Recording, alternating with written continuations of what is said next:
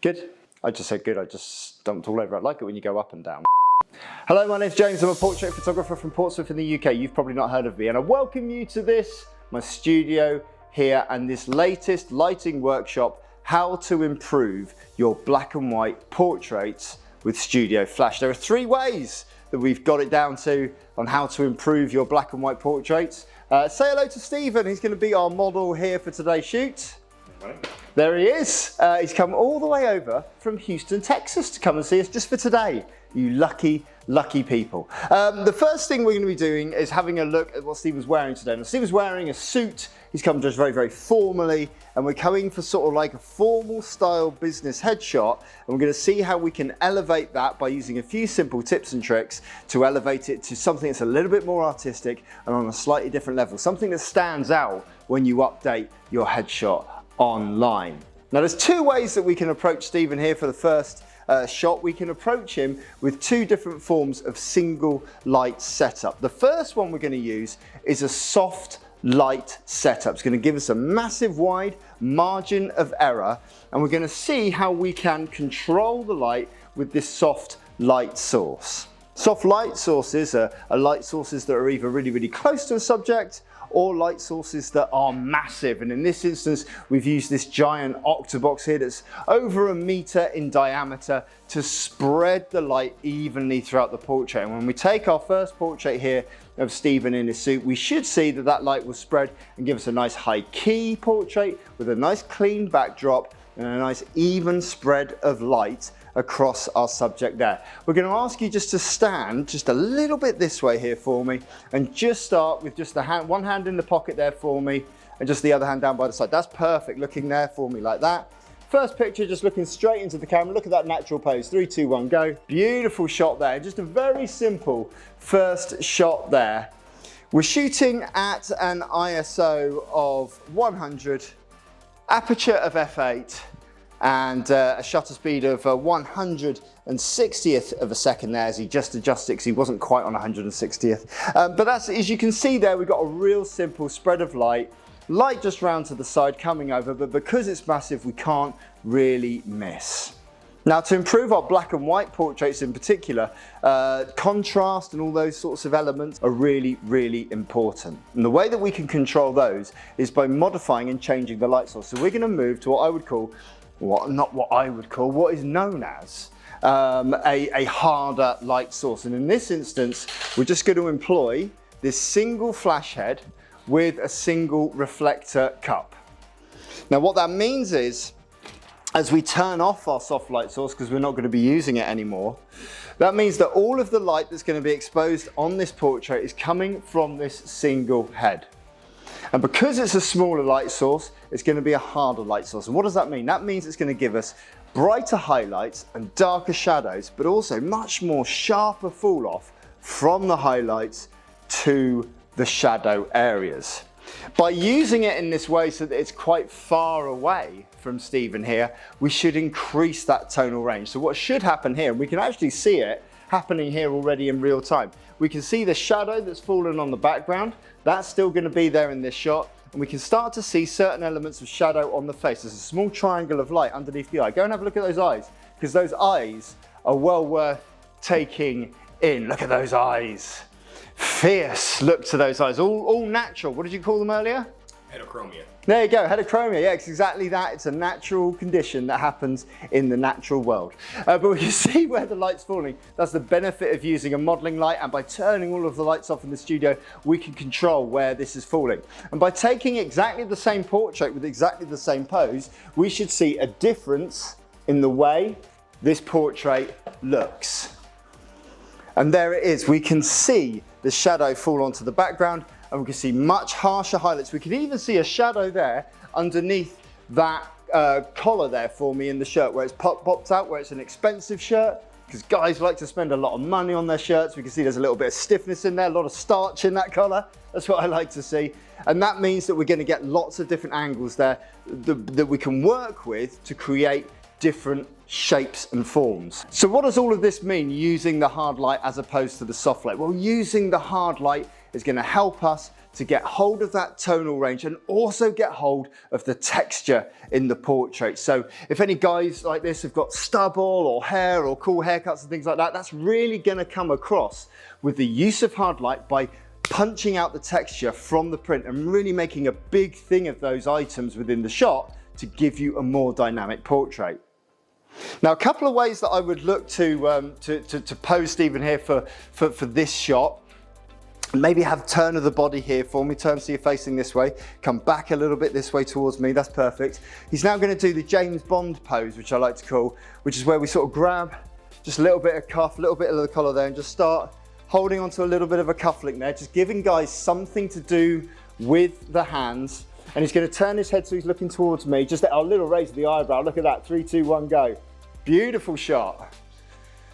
Very simple there, and again with that high tonal range and that high texture, we have really good definition there, especially across that cutting on the haircut and especially across the beard there. Now by moving the light round this way, we can control it even more and give us an even darker portrait, something a little bit different. I need you to do the same pose this time, but what you're going to do this time is you're just going to look across towards where those plug sockets are for me there. By moving that light around this way, we should have eliminated the shadow that's falling on the background, so we should have a nice clean backdrop here. Perfect. Just tug at the collar there for me if we can, hold that there just with one hand, that's fine. Drop the chin down into the collar there for me, that's perfect. Now turn the head so you're looking towards me, just that's it, little raise of the eyebrow, chin up just a fraction, 3, 2, yeah, beautiful, 3, 2, 1, go. And there we have a real range of different shots that really take advantage of that high contrast light. But how do we elevate that even further? Well, there's one last thing, one last tip that we can give you to really elevate that black and white portraiture.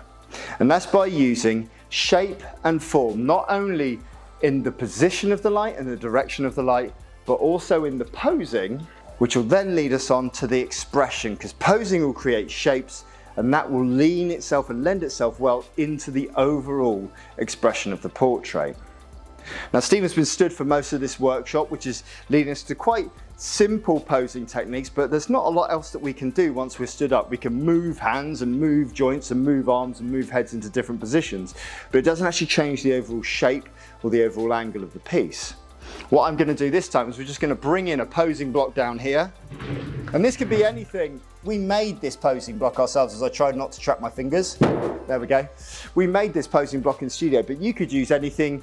You could use a step, use a simple stool, use a box, use a chair that you've got lying around the house, whatever you need to. And Stephen's just going to come down and sit down on here.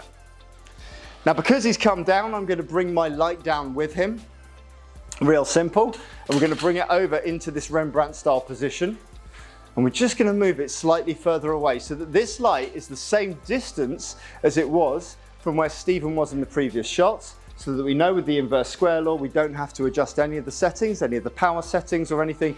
Everything should still be the same. All we had to do was bring it from up here to down here, and when we draw a line through the light we can see that it's hitting Stephen just above the eyes there, which is exactly where we want it to be.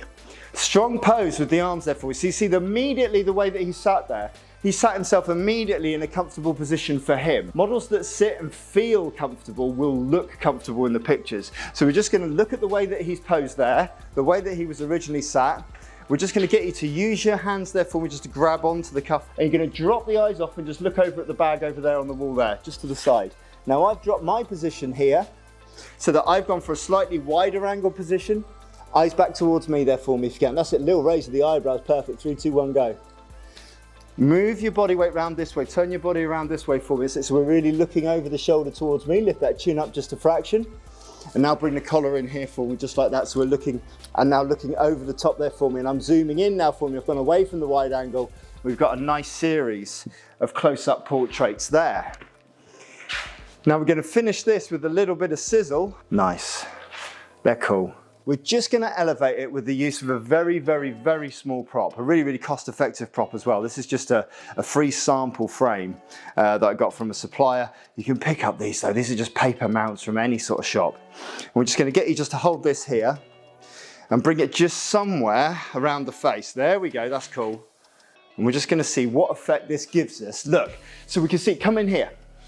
You can see how the shadow is falling from the modeling light across the eyes. I want you to lift it up just a little bit, lift your chin down just a little bit, and now bring the frame down just a little bit. So I want it over one eye and not over the other. Can we see that? So if we see the way that it's holding there, over that eye there, so that when he looks at me here, we should have, because we're using a hard light source, and if you can raise that eyebrow up, perfect. And now bring the whole thing down there for me, chin down with it there for me. Tilt the head this way for me, and now it's going over the other eye there for me, and now tilt the head this way. So every little change we make, there we go. Looking back towards me, there, 3, 2, 1, go. And now really lean the head into the portrait there for me. That's it, 3, 2, 1. Bring the mount towards you just a little bit. There, 3, 2, there's your shot. 3, 2, 1, go. Perfect, 3, 2, 1, go. Perfect. And that's an analog in-camera effect that's giving us something slightly different from that portrait. Elevating it, giving it a little element of humor within there, but also making it stand out and elevating the brand of whatever you're trying to shoot, or the personality of the person that you're trying to shoot as well. So those are your 3 tips. Work out whether you want to use a hard or a soft light source for your subject. Work out then how you're going to use that light source to create texture and create tonal range within the final image. And then you're going to work on your posing, your expression, and your angle to create shapes and form within the photo.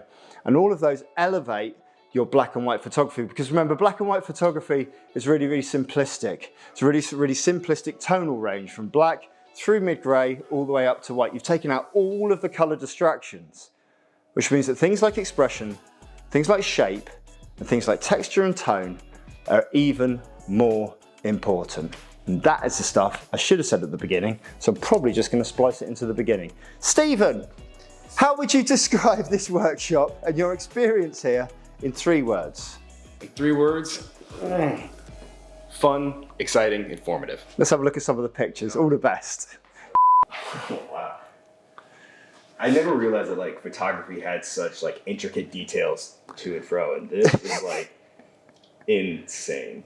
It's cause and effect. Every action has an equal and opposite reaction depending on what you're shooting. I really like these ones, and we got down super low with you as well. Oh, those ones are really good. Completely unedited too, that's the crazy thing. Straight out of camera, in-camera artist. Enjoy it. Like Idris Elba, and I appreciate it so much. People who just dive there on. This is perfect. If you could take a model and make them say, I look like Idris Elba, that's a win in my book.